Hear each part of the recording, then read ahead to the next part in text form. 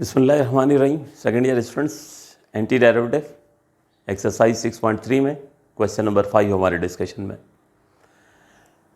Question number 5 हमने इससे पहले दो पार्ट्स डिस्कस किए हैं, एक पार्ट 1 और एक पार्ट 8, जिसमें हमने साइन की इवन पावर्स को इंटीग्रेट करना सीखा था।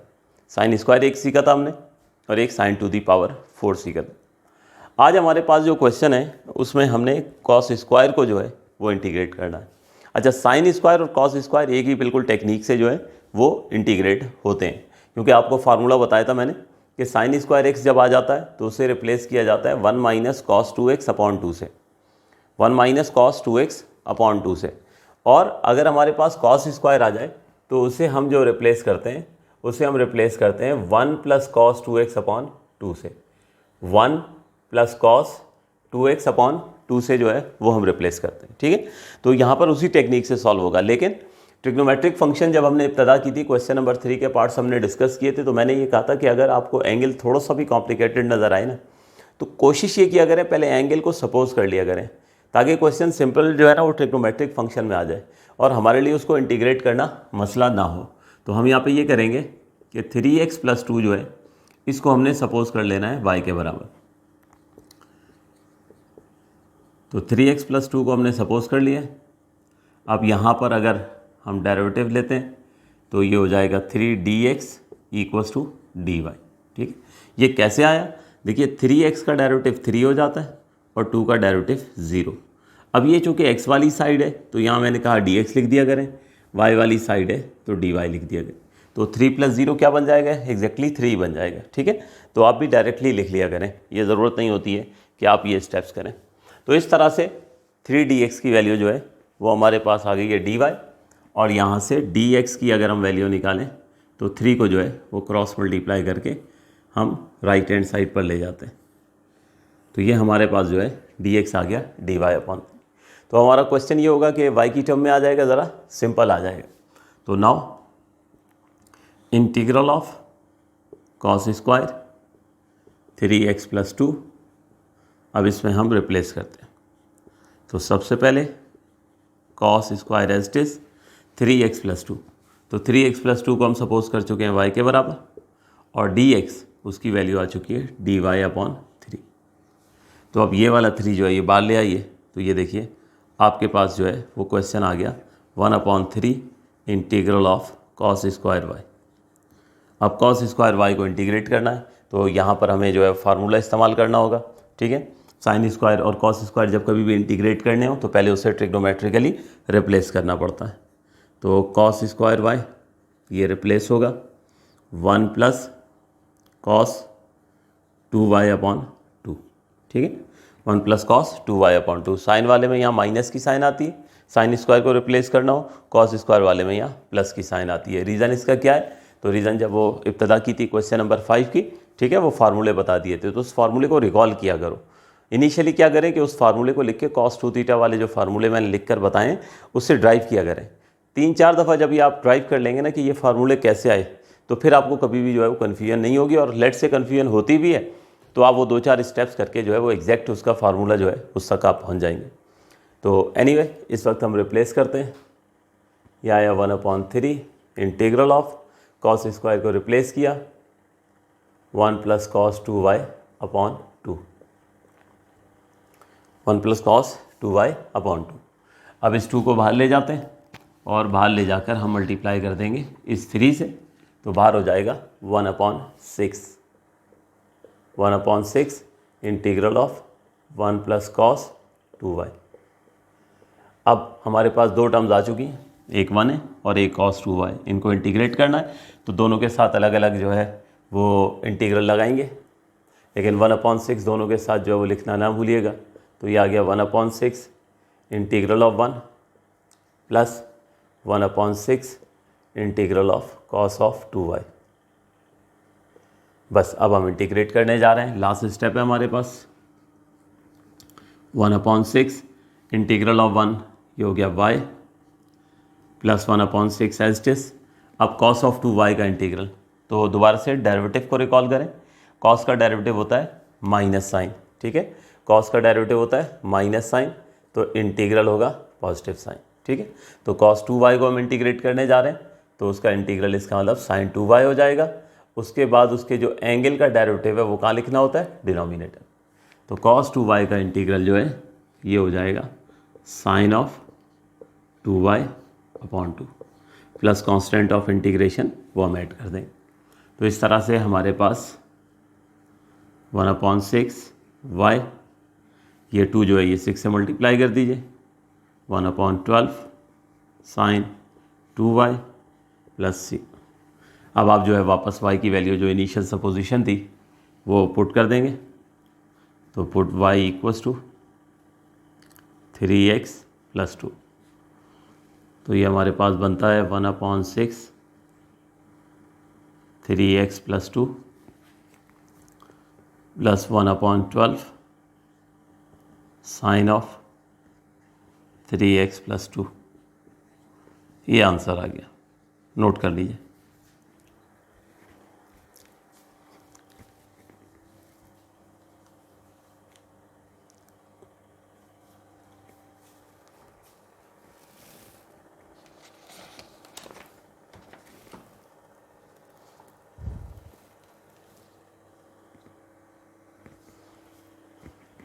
एक चीज़ यहाँ देखिएगा, ये 2 जो है 2y है, ठीक है, 1/12 साइन ऑफ 2y है। तो यहाँ पर जो है 2 अपनी जगह रहेगा, y की जगह 3x प्लस 2 ये पुट कर दिया जाए। नोट कीजिए।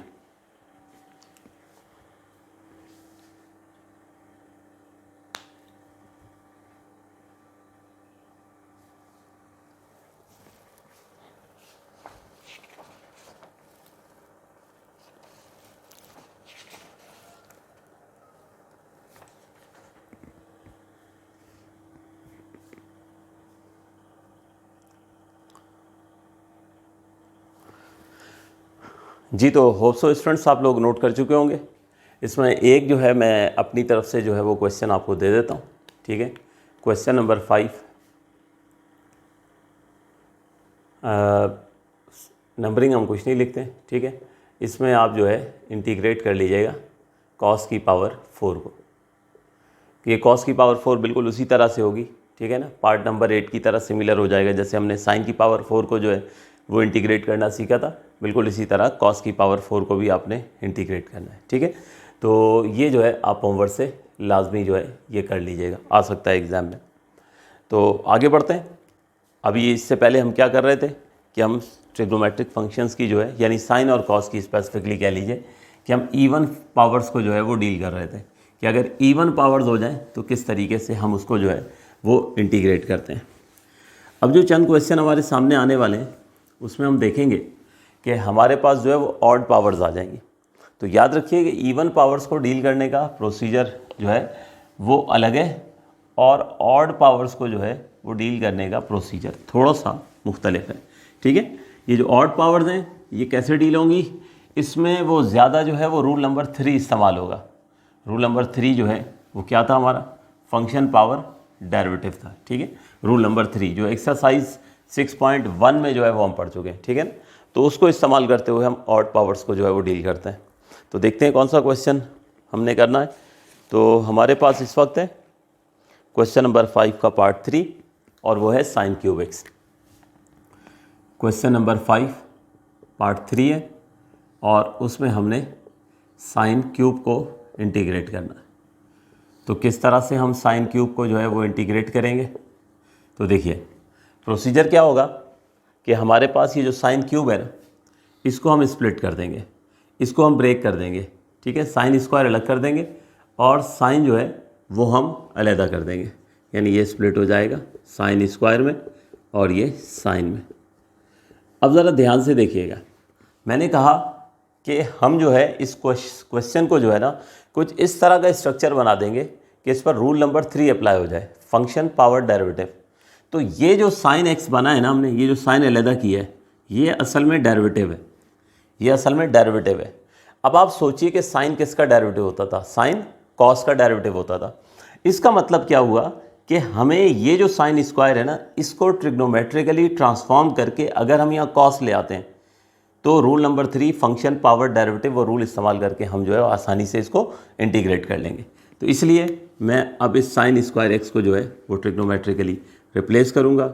इस साइन स्क्वायर एक्स को जो है मैं यहाँ पे पुट कर दूँगा 1 minus cos square x.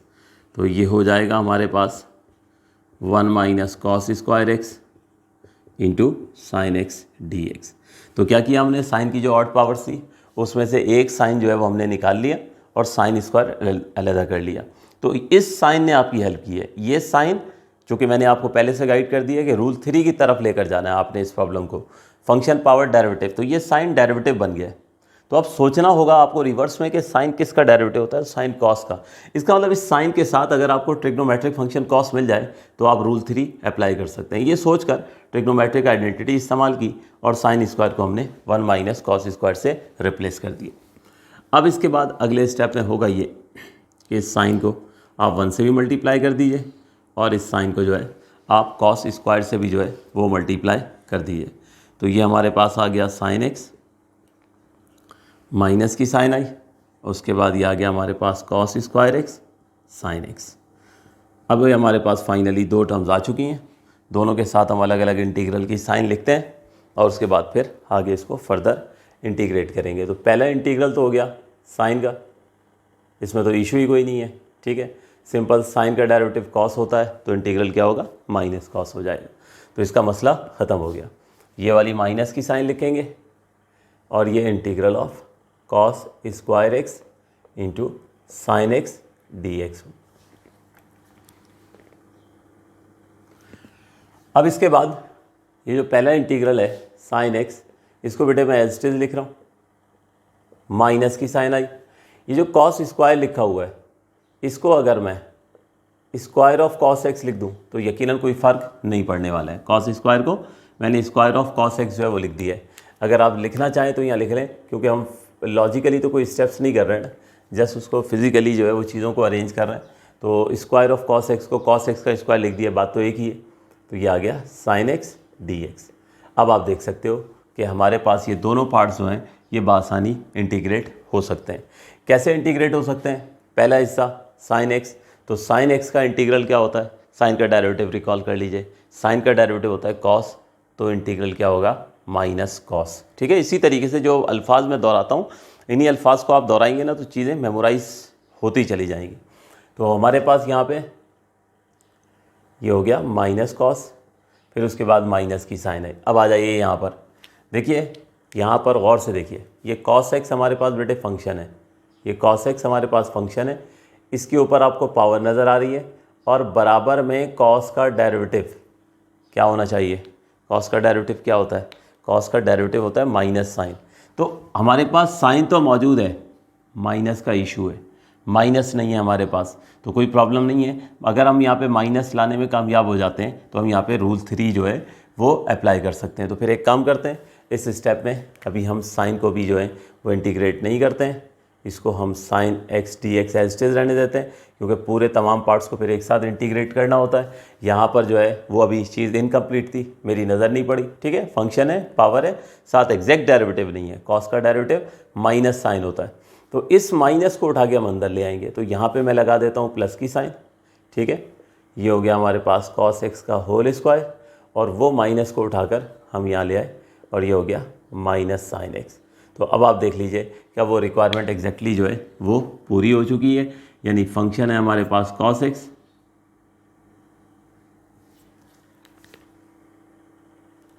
Function है हमारे पास ये देख लीजिए आप, ठीक है, कॉस एक्स है, इसके ऊपर जो है वो पावर मौजूद है और बराबर में एग्जैक्ट डेरिवेटिव मौजूद है। तो रूल नंबर जो है वो 3 अप्लाई होगा। बेहतर है कि जब कभी इस तरह का कोई फार्मूला अप्लाई करें तो उसको सामने रेफरेंस के तौर पे लिख दिया करें। क्या हमने पढ़ा था कि अगर कोई फंक्शन है, ठीक है, उसके ऊपर एक सर्टेन पावर है और प्रोडक्ट में उसका डेरिवेटिव मौजूद है, तो उसका इंटीग्रल क्या होता था कि वो जो भी फंक्शन होता था उसकी पावर में आप 1 ऐड करते थे, ठीक है, और वही पावर डिनोमिनेटर में आ जाती थी। तो इस फार्मूले से हम इसको जो है इंटीग्रेट करेंगे, लेकिन उससे पहले साइन का इंटीग्रल लिख दें। तो साइन का डेरिवेटिव हमारे पास कॉस है, तो इंटीग्रल माइनस कॉस हो जाएगा, ठीक है। तो ये हो गया माइनस ऑफ कॉस, फिर उसके बाद प्लस की साइन आई, ये फंक्शन है, इस पर पावर है, साथ डेरिवेटिव है, तो फंक्शन की जो भी पावर होगी उसमें आप 1 ऐड करोगे और पूरी की पूरी पावर डिनोमिनेटर में आ जाएगी। तो बस ये हमारे पास जो है वो यहाँ पर इंटीग्रेट हो गया। रूल नंबर 3 की मदद से जस्ट सिंप्लीफाई कर लें जिस हद तक हो सकता है, तो ये हो जाएगा माइनस कॉस एक्स, फिर उसके बाद प्लस की साइन आई, ये हो जाएगा हमारे पास कॉस एक्स 2 + 1 हो गया 3 के बराबर ओवर 3। और अगले स्टेप में हम इसको लिख सकते हैं minus of cos x plus cos cube x over 3। ये बेटे हमारे पास जो है आंसर आ गया किसका, साइन क्यूब का। नोट कर लीजिए।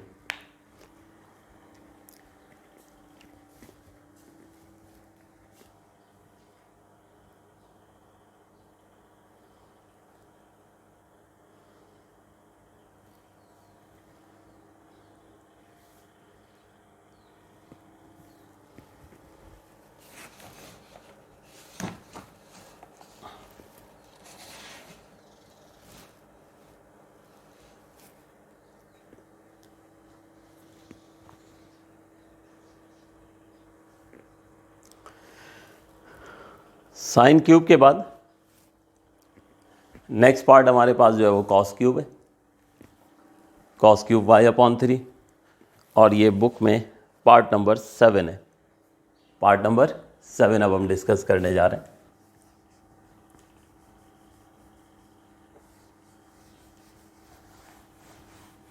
अब कॉस क्यूब भी जो है वो उसी तरीके से होगा, ठीक है। तो साइन और कॉस की जो इवन पावर्स हैं उनको किस तरह डील करना है वो आपने देख लिया, उसका प्रोसीजर मुख्तलिफ था, ठीक है। और यहाँ पर ऑड पावर्स जो होंगी वो एक तरीके से जो है वो हम उनको डील करेंगे। तो कॉस क्यूब y/3,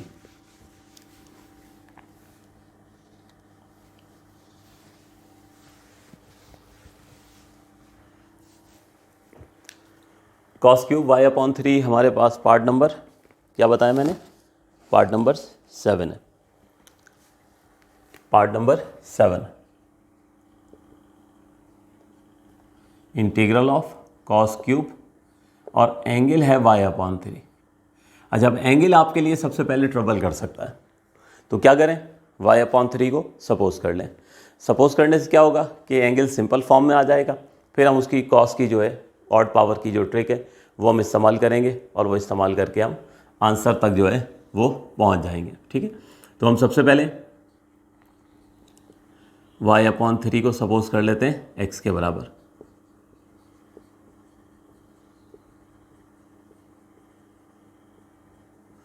इसके डेरिवेटिव से y का डेरिवेटिव dy और x का डेरिवेटिव क्या हो जाएगा, dx हो जाएगा।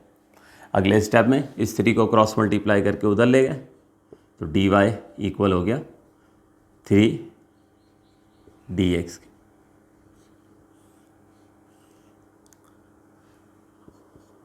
अब क्वेश्चन है हमारे पास इंटीग्रल ऑफ कॉस क्यूब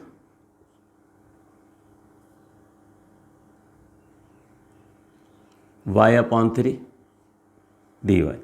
अब ये जो सपोजिशन है ये हम पुट करते हैं, तो ये हो जाएगा integral of cos cube as it is रहा y/3।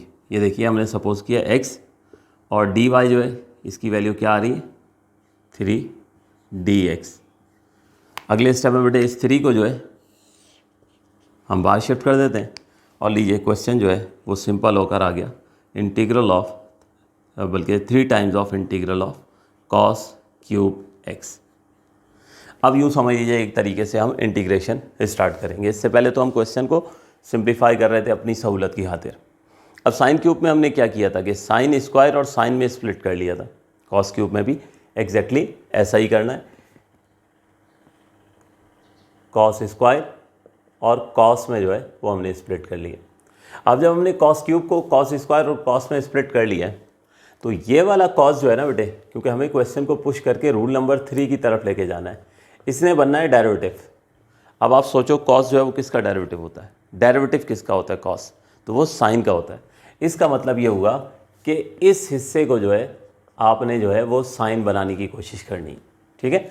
तो कॉस तो आपके पास मौजूद है, डेरिवेटिव तो आपके पास मौजूद है, तो इस कॉस स्क्वायर को ट्रिग्नोमेट्रिक आइडेंटिटी इस्तेमाल करते हुए हमें कहाँ ले जाना है, इसको हमने साइन में ले जाना है।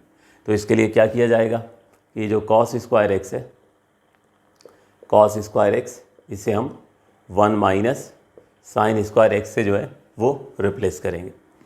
तो 3 तो अपनी जगह रहा, ये 1 माइनस साइन स्क्वायर एक्स आ गया, ठीक है।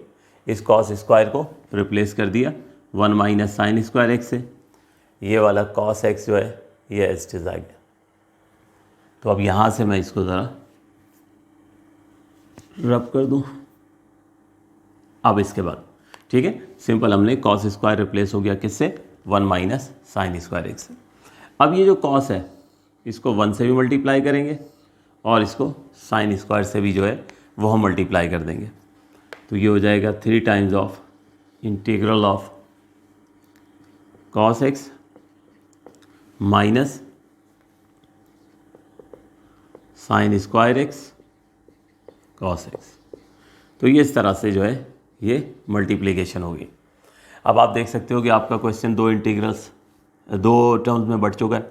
दोनों के साथ अलग अलग इंटीग्रल की साइन लिखेंगे, ठीक है, दोनों के साथ अलग अलग इंटीग्रल की साइन जो है वो हम लिखेंगे और उसके बाद जो है जो भी रूल होगा उसके मुताबिक उसको इंटीग्रेट कर देंगे। तो पहला बनता है 3 times of integral of cos x, minus की साइन आई, फिर 3 इसके साथ भी लिखना नहीं भूलिएगा, 3 times of integral of sine square x cos x. अब यहाँ पर मज़ीद जो है 3 times of integral of cos x as it is रहने दिया, माइनस 3 एज इट इज, ये जो साइन स्क्वायर एक्स है इसको हम लिख सकते हैं square of sine x into cos x, ठीक है। रिपीट किया स्टेप। तो अगर आप यहाँ पर और लिखना चाहें तो और लिख दीजिएगा। सिर्फ मैंने क्या किया है, साइन स्क्वायर को जो है वो इस तरह लिख दिया है स्क्वायर ऑफ साइन एक्स। क्यों लिख दिया है, ताकि यहाँ पर क्लैरिटी के साथ आपको नज़र आ जाए। ये देखिए, ये साइन एक्स हमारे पास जो है ये फंक्शन है, इस पर जो है वो पावर मौजूद है 2 और साथ एग्जैक्ट डेरिवेटिव मौजूद है। तो यहाँ पे भी क्या होने वाला है, प्रीवियस क्वेश्चन की तरह rule number 3 function power derivative, वो रूल इस्तेमाल होगा और हम उसको इंटीग्रेट कर देंगे, ठीक है। तो सबसे पहले तो 3 लिखें। अब कॉस का इंटीग्रल, कॉस का डेरिवेटिव क्या होता था, माइनस साइन, ठीक है। कॉस का डेरिवेटिव क्या होता था, माइनस साइन, तो इंटीग्रल क्या हो जाएगा, पॉजिटिव साइन हो जाएगा। यानी यहाँ पर आ गया हमारे पास साइन एक्स, माइनस की साइन आई, फिर ये 3 जो है एज इट इज आया, ब्रैकेट लगा दें।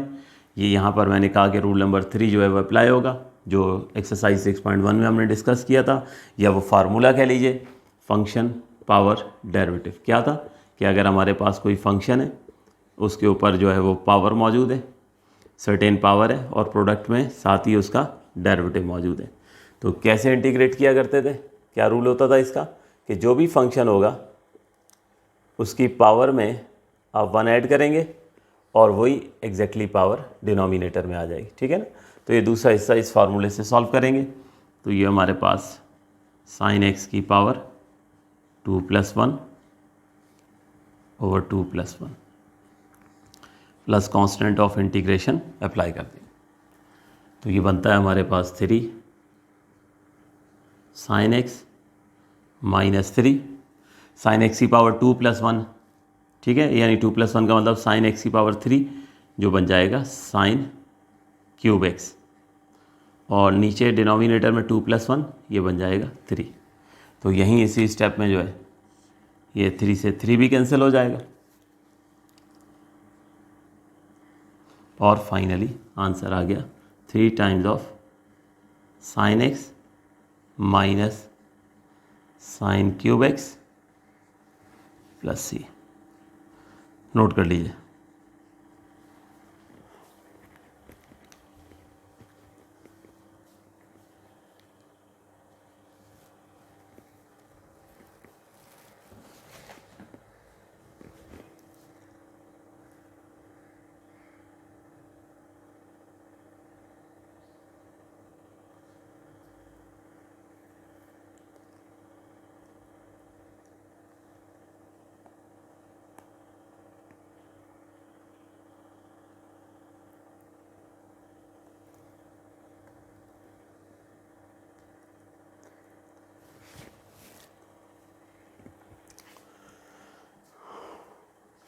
जी, तो होप सो आप लोगों ने नोट कर लिया होगा, लेकिन एक चीज़ देख लीजिए कि यहाँ पर इसको मैंने आंसर लिख दिया, ठीक है। आंसर तो अभी नहीं होगा ना, इसलिए कि हमारा क्वेश्चन जो था किस वेरिएबल में था, क्वेश्चन था हमारा इन टर्म ऑफ वाई, ठीक है ना। तो वो सपोजिशन की थी हमने, तो वापस जो है आप इसको जो है वो रिप्लेस जो है वो कर दीजिएगा, वापस आप इसको रिप्लेस करोगे।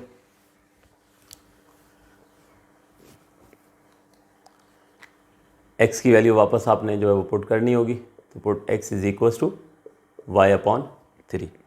तो ये बनता है हमारे पास 3 टाइम्स ऑफ साइन, x की जगह आ गया y/3 minus sine cube y/3। ये आंसर है, ठीक है, नोट कीजिए।